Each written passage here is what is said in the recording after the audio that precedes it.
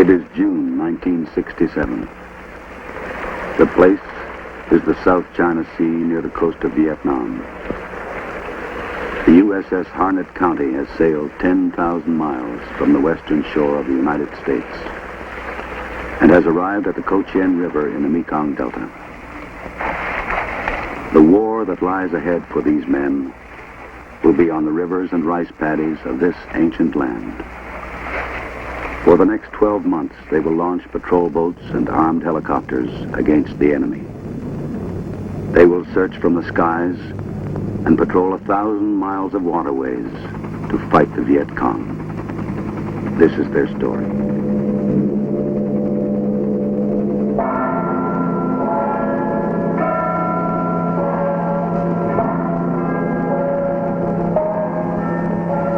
It begins here on the land, amid the lace-like structure of canal and waterway. This is the heartland of South Vietnam, the Mekong Delta. Here, where the mangrove forests stretch as far as the eye can see, where lush farms and rice paddies dot the land, the Viet Cong exercise a shadow tyranny over the people, using the age-old tactics of force and terror. 044 Ironhead 2, are you coming in at this time, over? That's affirmative. Give me a green deck and I'm on my way in. Ironhead 2, roger. Green deck, wind 035, port 9 knots, over. That's 044, I'm on my way in. Ironhead 2, roger, out. Yankee Echo, Yankee Hotel, over.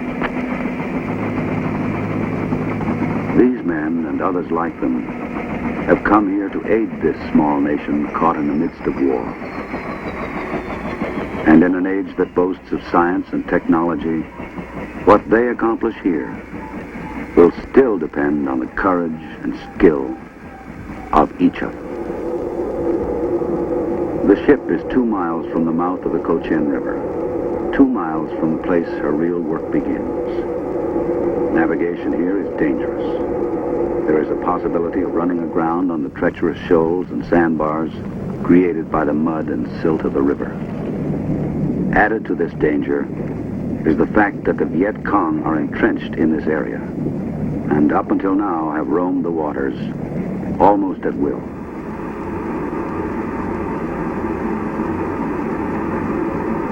For the 278 men that comprise this ship, this is the last leg of a long journey. It is a lonely time. San Francisco and Seattle are far behind. The sights and sounds of a once familiar world have given way to the ominous quiet of the nearby jungle shore.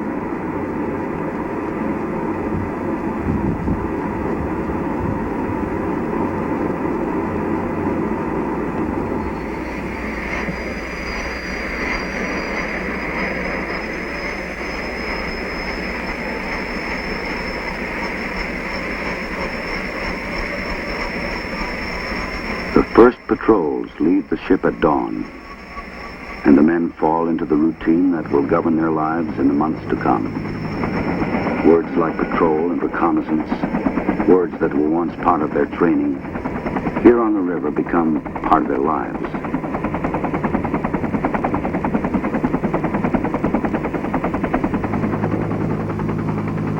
Far below, the unfamiliar stretches from horizon to horizon. Beneath them lies another world, one of uncertainty and danger. The job has begun. Officer Chan, report.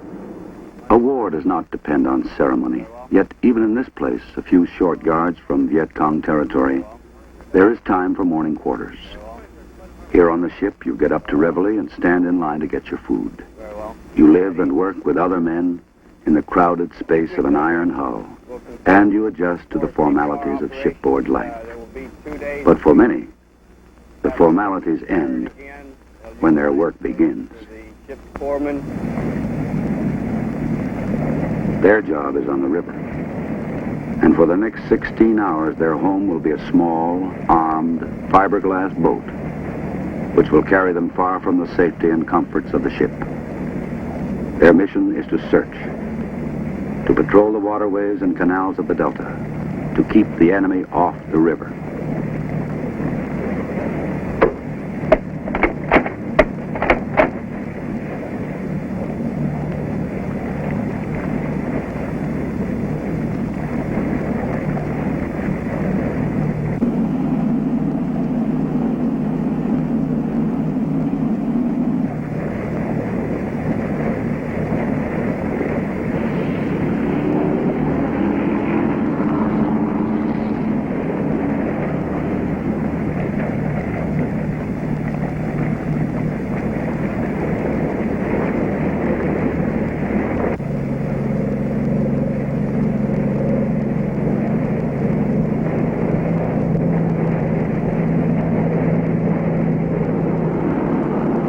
In the Mekong Delta, the river is the key to the land. To the Vietnamese who live here and use it every day, it is the heart of their existence. It nourishes their crops, provides a route to the marketplace, and sustains their families. These waters are the highways of commerce, and there are over 5,000 miles of natural and man-made canals that wander past cities, villages, and hamlets.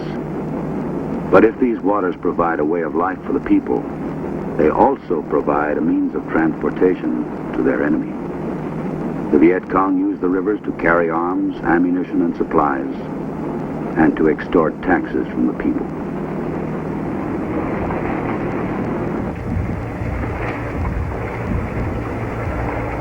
The Viet Cong have used innocent-looking sampans and even children to lure the patrol boats into ambush. And the men have learned from bitter experience that they cannot relax for a moment. A hidden hand grenade, a concealed rifle, these are the hallmark of the enemy and the stamp of guerrilla warfare. Until boats are thoroughly searched, everyone must be suspect.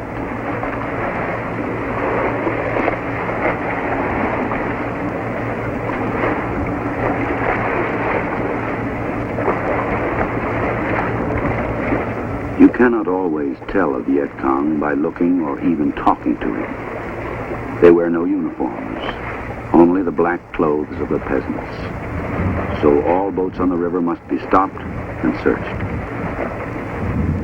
It's a tedious and dangerous job. 200, 300 sampans are checked every day. You talk with the people, listen to their gossip, and try to get information that may lead to the enemy. It's like a puzzle. A man with an identity card from a too distant province, or a woman with too large a load of rice for just her family. You may not speak their language very well, but you see things, find clues, and try to put them together.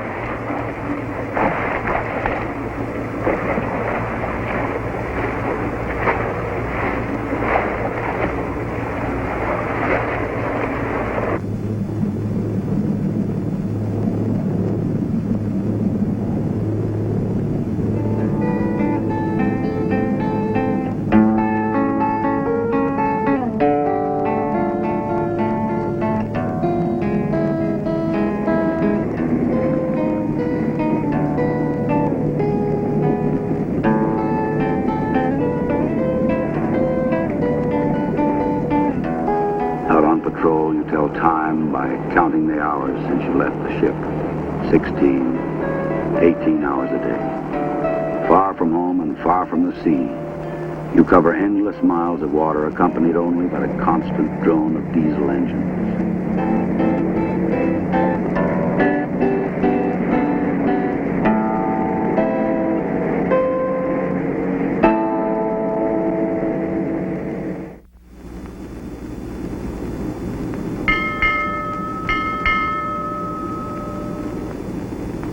Far from the ports of call, the men labor at the task of keeping a ship fit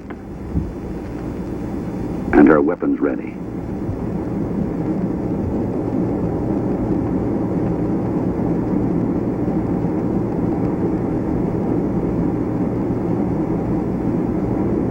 Technology has provided the tools and the training, but men provide the work.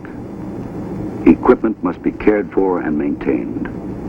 Each hour of patrol means additional hours of tedious, back-breaking work. There is no room for error. In the days that follow, the lives of others will depend on the performance and patience of these men.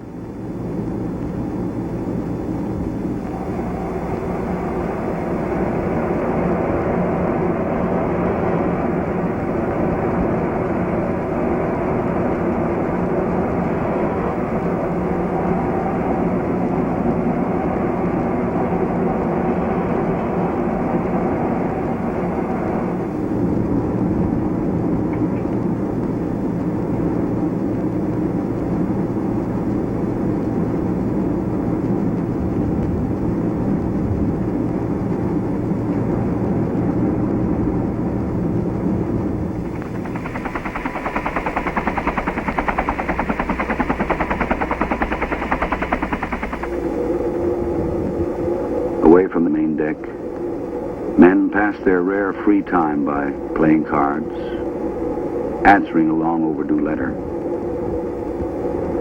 or reading an outdated magazine. But the vigil continues.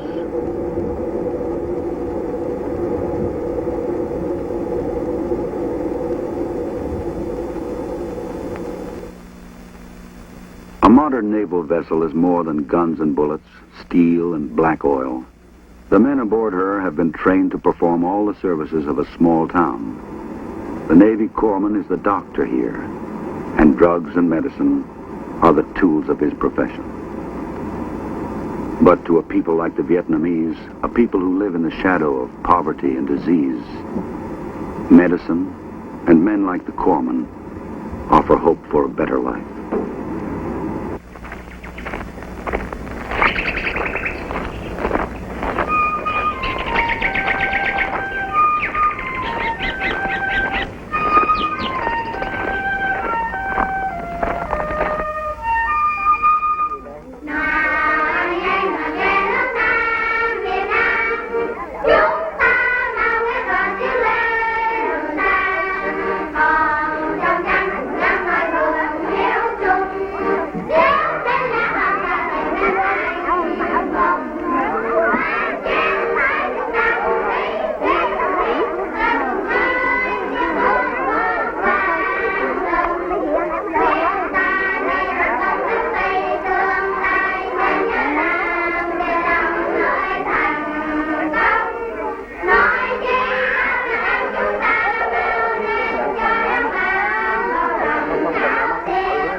The men have come 30 miles to the village of Hung Me on the Co Chen River. Most Vietnamese live in a village like this one. A community of 2,000 who work the land, raise livestock, and ply their local trades. But their otherwise simple lives are complicated by disease and infection. The corpsman has set up a clinic in the playground of the local school, where patients have already gathered. Use the soap and rainwater. Yeah. Then you have him spread this on the areas that are itchy, so that he'll how many times? How about twice a day? Cái đây mỗi ngày đấy, ông lấy một rửa cái chung rửa đó, rồi ngày 2 lần, ngày 2 lần nhé, rửa xong rồi xích cái này lên, còn lấy cái này cứ 4 giờ uống 2 viên thôi. Yeah, anytime. Cái này bảo uống một ngày 1 viên. And then 2 every 4 hours or something for her. Oh, wait a minute. Did she have a bottle? Did she have a bottle of ointment? Yes. Okay. There are no monuments to what is accomplished here. Go away with rainwater. There is no glory. I'll give her some ointment. But in this war, the work done here has become as important as any battle. Crushed.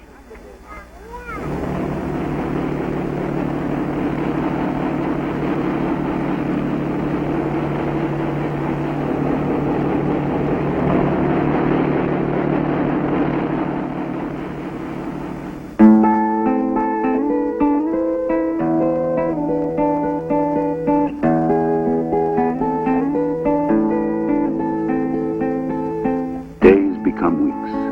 Weeks give way to long months on the river. A new season comes to the Mekong Delta. Monsoons begin in the east, move westward, and cloak the land in torrential rains.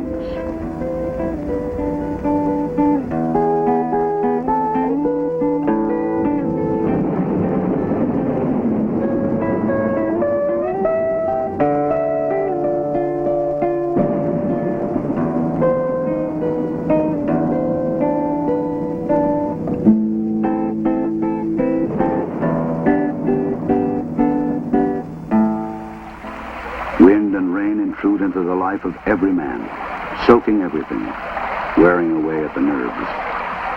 Pumps clog, motors fail, ammunition corrodes, and guns rust. For days there is no pause, only the constant sound of rain against metal.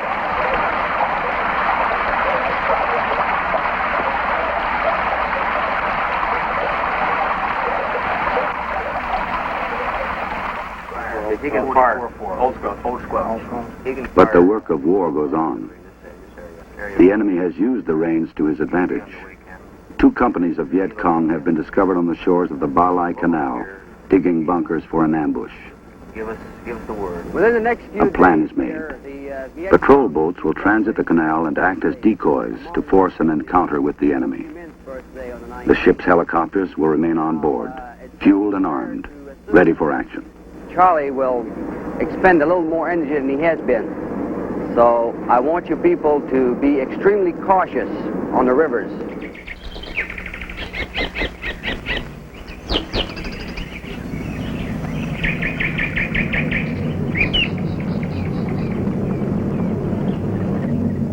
The risks of entering a narrow canal are great. These shallow zones of water are the haven of the Viet Cong.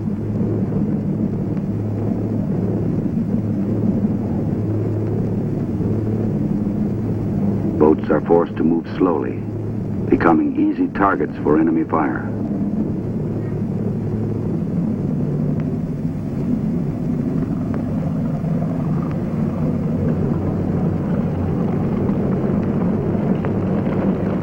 Unforeseen circumstances often dictate strategy. Despite all their preparation and planning, the men must turn back. The water has become too shallow. They are forced to find another route.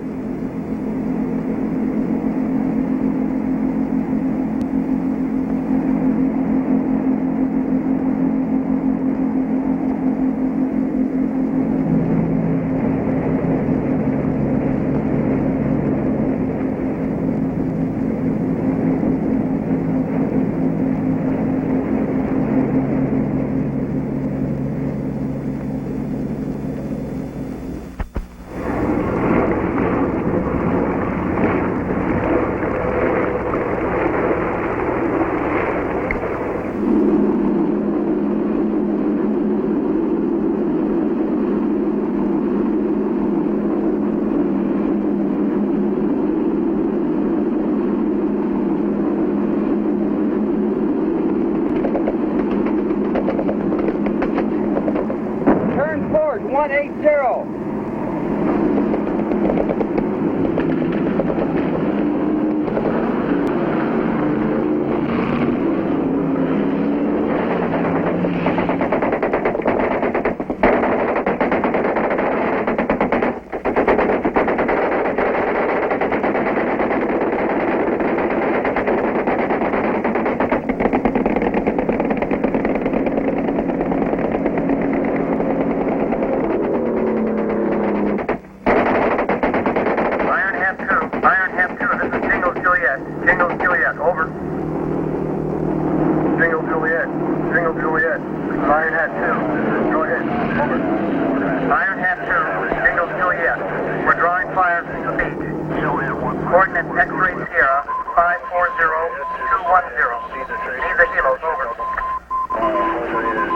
Juliet, this is Iron Hat 2. Roger out. Rich, this is radio. Scramble the helos.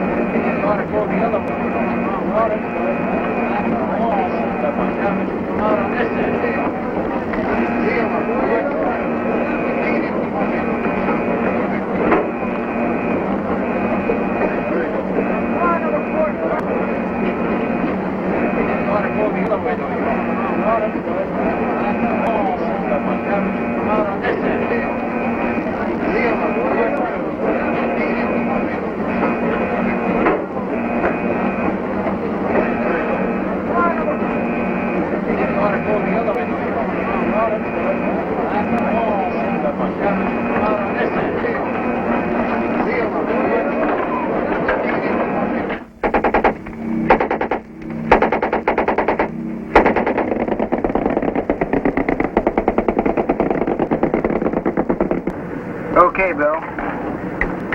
Check the fuel boost pump.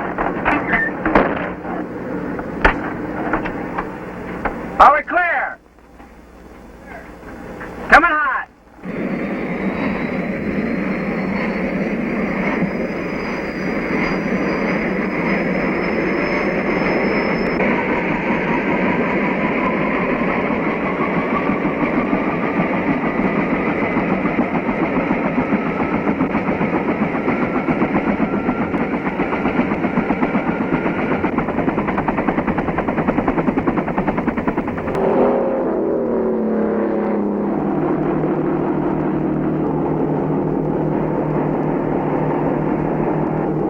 Turn forward, 180.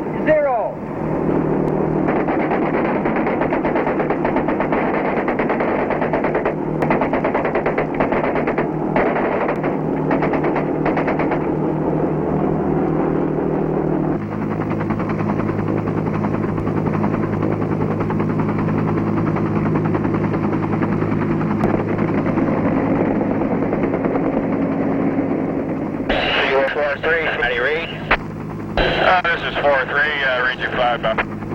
What's the story? This is 4-3, interrogative your intentions this time. This Kilo, We're still receiving automatic weapons fire from the beach there. This is 4-3, do you have the smoke on the beach? this Kilo, that's affirmative, over. Roger, that's the target area there. Kilo, roger. No, this is Kilo, we'll make a fire run, over. Kilo, this is 4-3, let me know when you commence your run and we'll come in behind you there.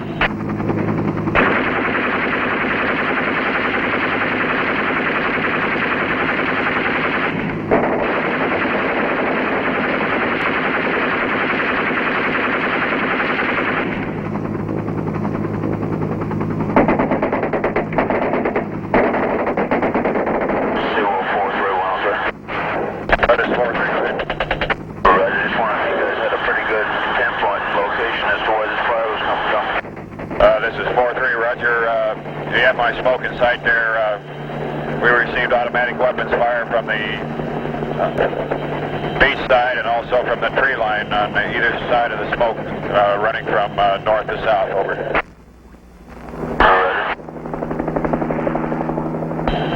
Also, this is 4-3, be advised they have a 157 recoilless in there. Over.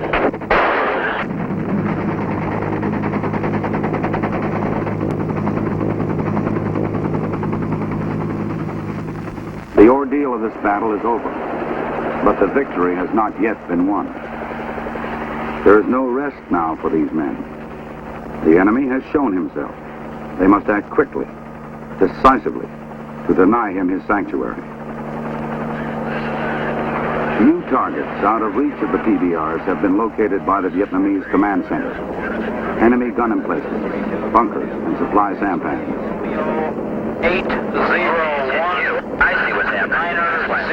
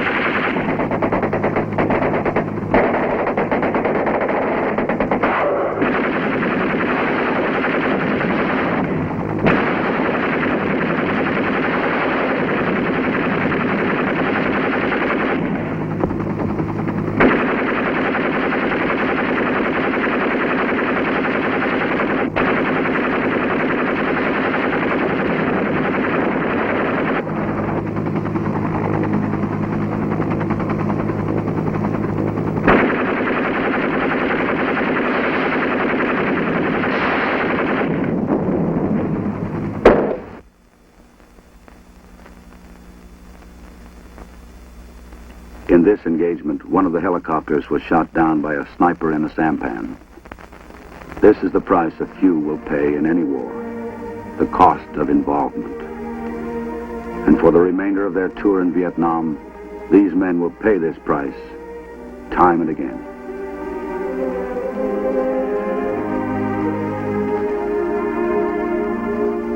They have faced the enemy.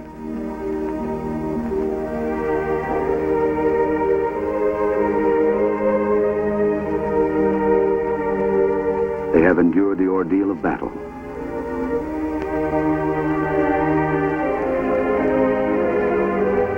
They have won their badge of courage.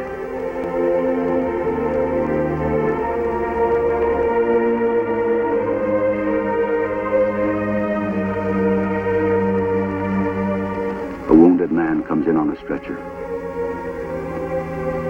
Another call to battle.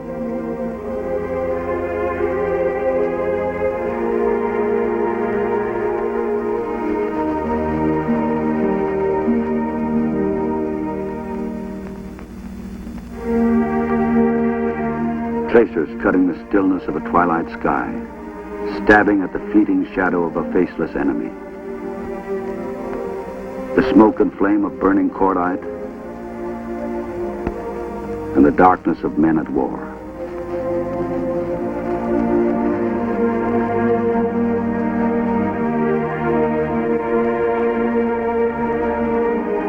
The fight will go on.